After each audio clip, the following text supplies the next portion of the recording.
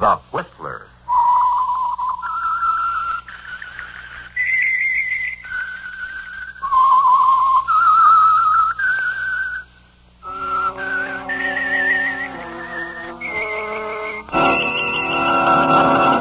I am the Whistler, and I know many things, for I walk by night. I know many strange tales, hidden in the hearts of men and women who have stepped into the shadows. Yes, I know the nameless terrors of which they dare not speak. And now the Whistler's strange story, One Dark Night.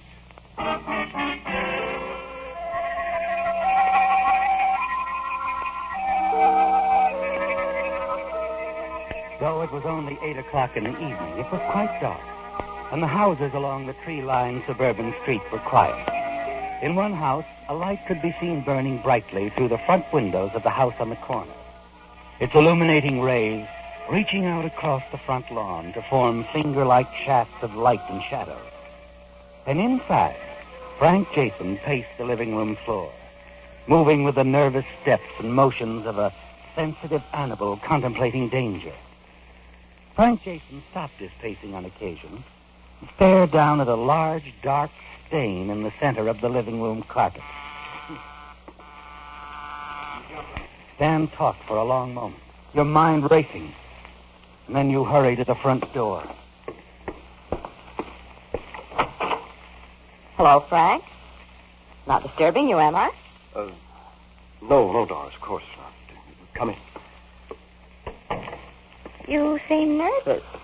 Not worried about a next-door neighbor dropping in, are you? No. I saw your light on. I thought I'd drop in.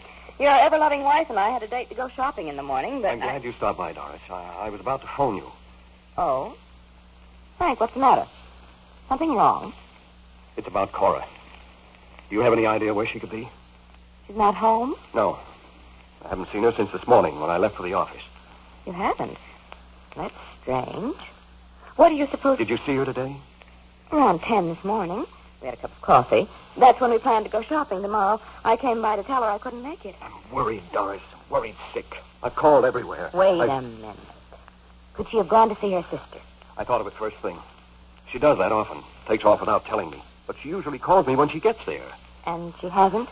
No. Did you call her sister's place? Yes. No answer. She's probably gone out.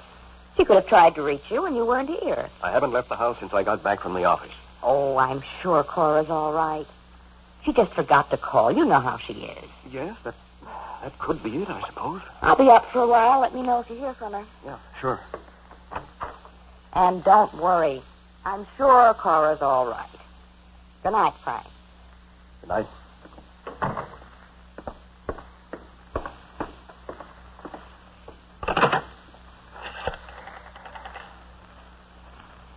Hello, operator.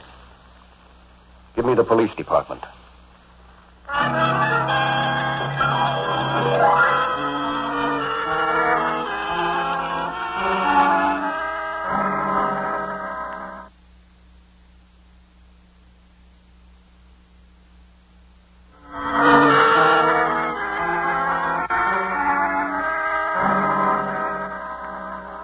Say, Mr. Jason, you last saw your wife this morning when you left for the office? Yes, that's right, Lieutenant. She didn't mention her plans for the day or the evening. No? What time did you get back from the office? Around 3:30 or so, a bit earlier than usual. Oh? Any reason for that, Mr. Jason? Well, yes, I thought it'd be nice if Cora and I drove out to the beach house for the weekend. Beach house? We have a little place at Shelton's Cove. Use it for summer vacation. Weekend. Yeah, I see. So you got here around 3:30. And there was no note, message of any kind? No. Well, it's still early, only 8:30. You'll probably hear from her. It's not like her, Lieutenant. Not like her at all. Oh, she's left without telling you where she's going before. Yes, but she usually calls later. This time she hasn't called. I waited until 7:30 and then phoned her sister in Santa Barbara. There was no answer. I finally got through to her just before you got here, Lieutenant. And? Cora hadn't been there, and her sister hadn't heard from her. Something's happened to her, something dreadful, I know it. Now, take it easy, Mr. Jason. There's no need to get excited. No need. Here, let me show you something, Lieutenant. Over here. Well? That small scatter rug on the carpet. Lift it up. Okay. Oh, what's this? That stain wasn't there this morning, Lieutenant. Neither was the scatter rug. Somebody put it there to hide the stain in the carpet. Oh. It's still damp. I happened to notice it shortly before I called you. The rug doesn't belong here. We usually have it in front of the fireplace. I was curious. Went over to pick it up. And, well, that's when I saw the stain. Uh-huh. Could it be blood? Yeah, it could be, Mr. Jason. We'll check it.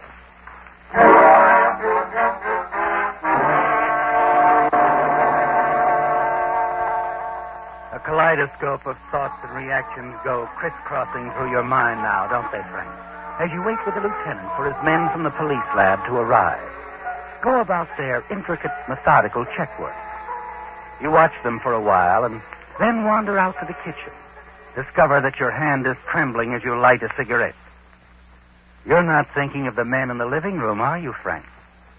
Not at this moment, as you stare out the window in the darkness of the garden and back. And then your thoughts are interrupted by the appearance of the lieutenant at your side. Mr. Jason? Yes. I have the report. Is it? Yeah. Blood. Oh, I was afraid of that. This description of your wife, Mr. Jason. Dark hair, 38 years old, 5 feet 4, weight approximately 118 pounds. Yes? Yeah. I'd like to have you come down to headquarters with me. Down to the morgue. The morgue? The body of a woman answering this general description was found in the bay several hours ago. You mean you think it might be? Yeah. And then again, it might not be. Well, Mr. Jason, do you feel up to it? Yes. Yes, of course.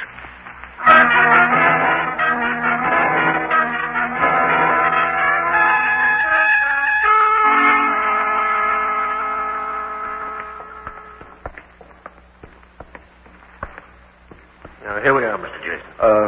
Lieutenant, just a moment, if you don't mind. Oh, sure. Here, would you like to sit down? No. I'll be all right. It's just... I know. Take it easy. All right, I guess I'm ready. Uh-huh. Let's get it over with.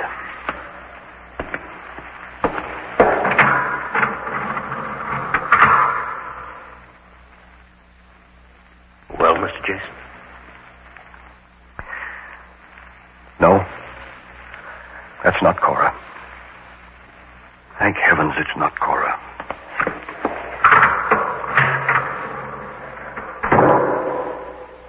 Come on, Mr. Jason. Let's get a cup of coffee. Thanks, Lieutenant. I could use one.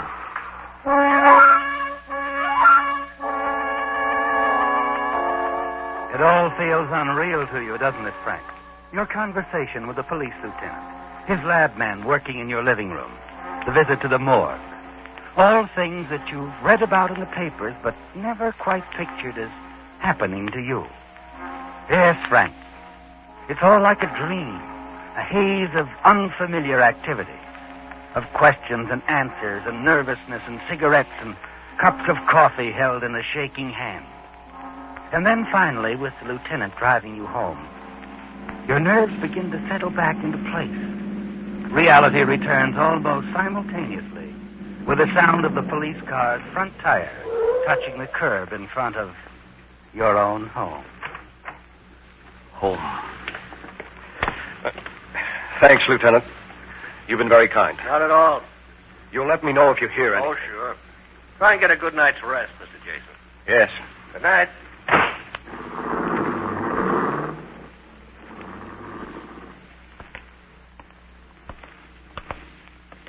Hello, Frank. What? Oh, Doris. Saw you leave in the police car a while ago. Yes, I called them about Cora. I'm afraid something has happened to her. Of course something's happened to her, Frank. What? She's dead, isn't she? And only the two of us know where she is. I don't understand. She's in your back garden where you buried her 2 hours ago. Right, darling?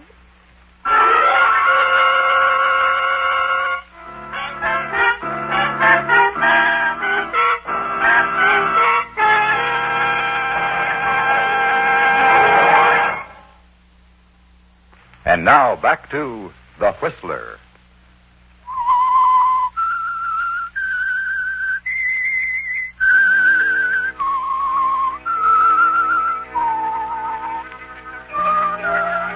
The feeling of a nightmare returns quickly, doesn't it, Frank? In the swift, accusing words from Doris Martin, your next-door neighbor. She saw you, didn't she? Saw you bury your wife, Cora, in the garden in back of your house. And now the dread secret has to be shared with her. Yes, Frank, the momentary safety you sensed as you said goodnight to the police lieutenant is gone. Wiped away. Even more shockingly because of the calm, assured serenity of the softly smiling, attractive young woman standing before you. You turn mechanically and move toward the house. And Doris Martin turns too, shadow-like and strangely a part of you now, as she follows you inside. You see, Frank, I came over late this afternoon to talk with Cora about the shopping trip we'd planned. The back door was open. I walked into the kitchen. The two of you were too busy arguing to hear me. Then you heard everything. Yes. The money you were talking about, the old lady's $35,000, that was Mrs. Faraday, wasn't it? Yes. It was Mrs. Faraday. Cora had been her secretary companion once. You had been Mrs. Faraday's lawyer. That's how you met. All right, Doris, there's no need. The old lady has stashed the money somewhere in the house. And when she died, you and Cora took it. No one ever knew. She told you? No, I sort of added things up after overhearing your conversation this afternoon. Cora was all set to skip out with the money, wasn't she? Yes. If I hadn't come home early, surprised her. You surprised me, Frank. I never saw you in such a rage. And then when you picked up the letter opener... All right, Doris, all right. You need a drink. No. What are you going to do, Doris? Do? Why, nothing, darling, nothing at all. I'll keep your little secret. Will you, Doris? Of course. Providing I make it worth your while. Is that it? Mm-hmm. You won't find me greedy, Frank. I think we'll get along fine, the two of us. Darling, relax. It's only the doorbell. I'll get it. No, wait. You better get out, the back way. But why? Well, it's late, and, well, it might not look right. Oh, don't be silly. Look, I'm your next-door neighbor. I just heard about Cora's disappearance. I'm her best friend. Yes, but Sit right where you are, Frank. It's the most natural thing in the world for me to be right here, worrying with you.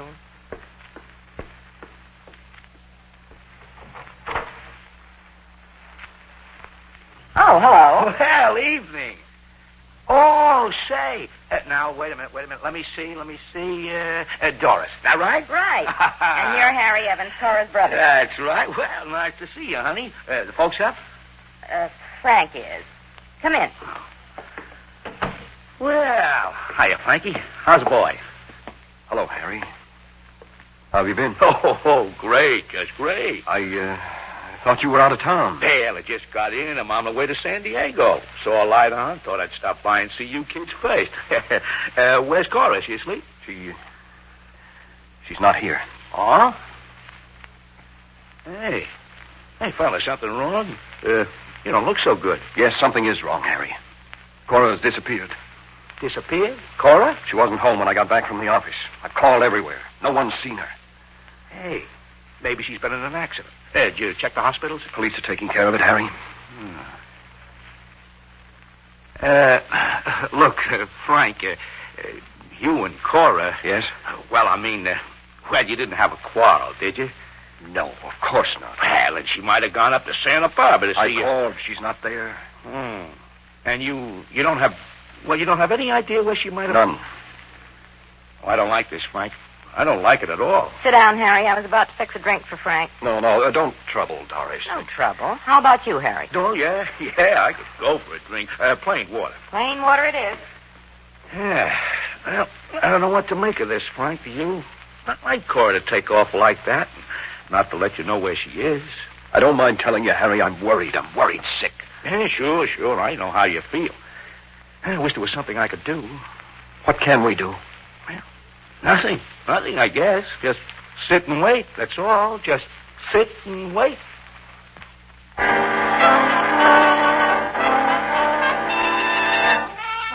Harry's sudden appearance at the house is something to wonder and worry about, isn't it, Frank? Yes. You haven't seen or heard from him in weeks. And yet tonight of all nights, here he is, sitting in the easy chair across from you, eyeing you curiously.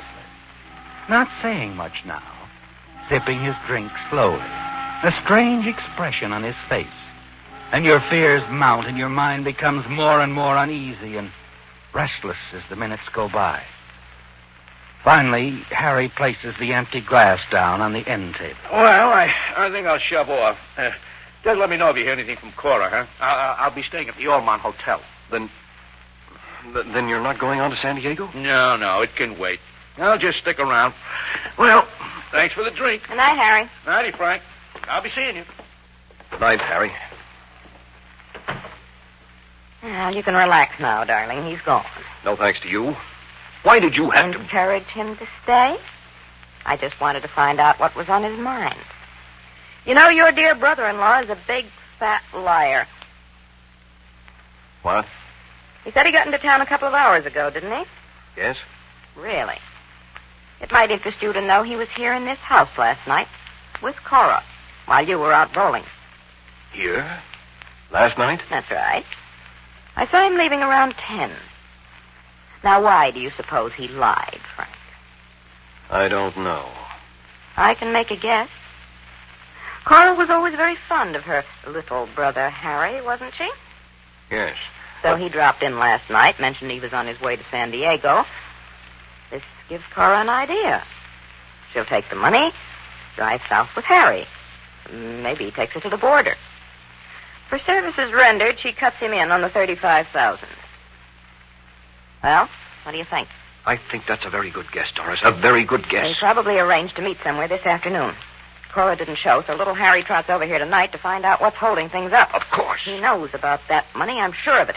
And now he's going to stick around. He means trouble, Frank. Real trouble. I think we'd better keep a close watch on him from now on. There's very little sleep for you that night, is there, Frank? You're certain Doris is right. Harry and Cora working together, running away, sharing the money. And now that Cora has disappeared, he must suspect that you had something to do with it. The following morning, as you wander into the kitchen, you happen to glance out the window and see someone moving about in the back garden through the trees. Someone near the dahlia bed.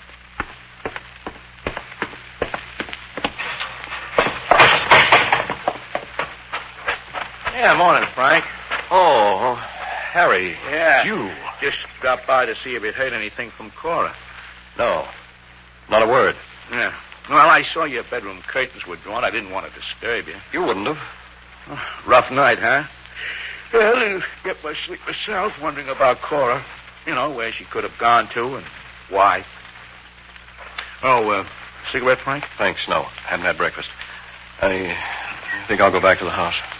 You coming? Yeah. Hey, you know, you fixed up your garden nice, Frank. Real nice. Well, I don't have too much time to work on it. Weekends, mostly. Well, still, you've done a nice job. I see you've changed the dahlia beds. Ground been turned over. Yes. Cora's idea. She likes dahlias. Uh-huh.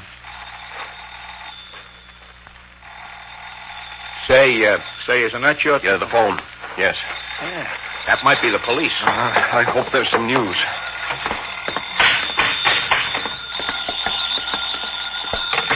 Hello? Get rid of him, Frank. Just a moment. Well, what is it, Frank? It's not the police. It's my office. I have to go in. Oh. Well, I'll be shoving off. Have some business to take care of downtown. I'll be back at the hotel around 6 tonight if you want to get in touch. All right, Harry. So long. I'll be seeing you.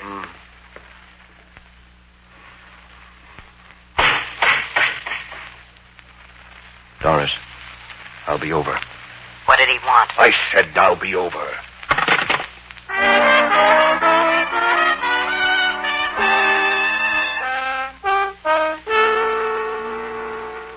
I don't see why you get so excited. We're not discussing things over the phone. It's too risky. But who... You heard me, Doris. All right. So what did Harry want? He was asking about Cora. He noticed the flower bed I turned over. I think he suspects. Oh, don't be ridiculous. How could he? I don't know, but he suspects, I tell you. I see. Well, what are we going to do? I don't know, Doris. I don't know. I think the beach cottage is the perfect place for it, Frank. The perfect place for what? For Harry's little, accident. Don't you remember what happened out there less than a year ago? You mean the fire, the explosion? That's right. The old-fashioned lamp, Frank. Hanging on a pulley from the ceiling. The explosion it caused. That was an accident. Only this time it'll be on purpose. Yeah, but how could we get Harry out there? I'll call him at the hotel tonight. Tell him that is, the neighbors, are worried about you. We think you've gone out to the cottage. Cora's disappearance has grieved you so. We're a little afraid of what you might do, that someone should be with you. Yes, I see. He gets out there, finds the cottage dark, lights the lamp. Our troubles are over, Frank.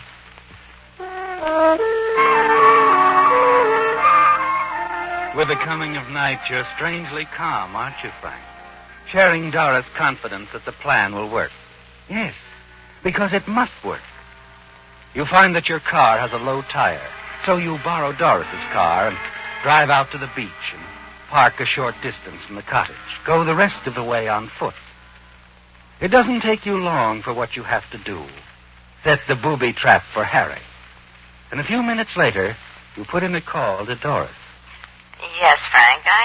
I talked to our friend at the hotel. He'll be leaving for the cottage in another quarter of an hour. Good. It's, all set for him. I'm heading back to town now. Oh, Frank. Yes? After you get back and put my car away, will you call me? Sure, Doris. I'll call.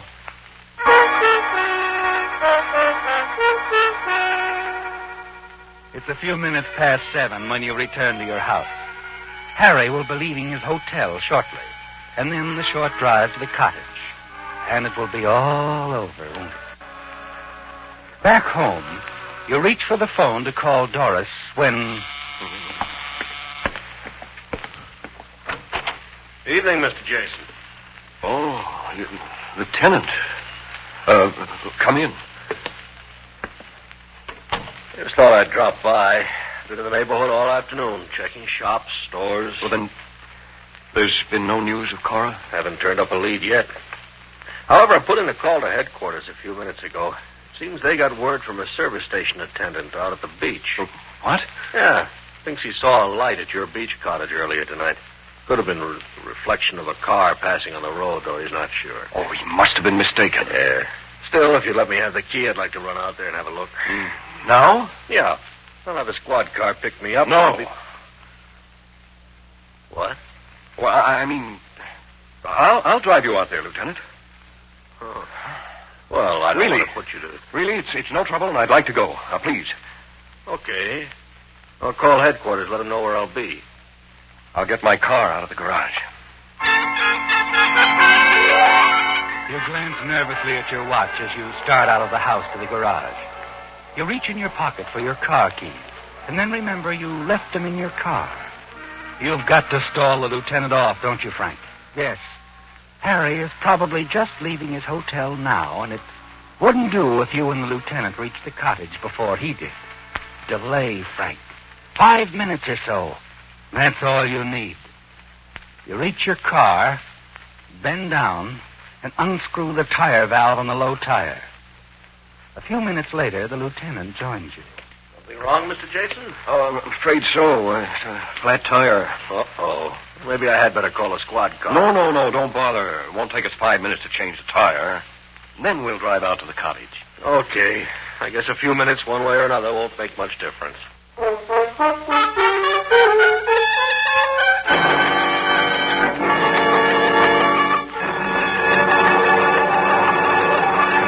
The Whistler will return in just a moment with the strange ending to tonight's story.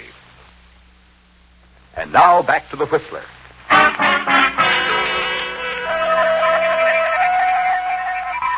The time you need to change a flat tire is important, isn't it, Frank?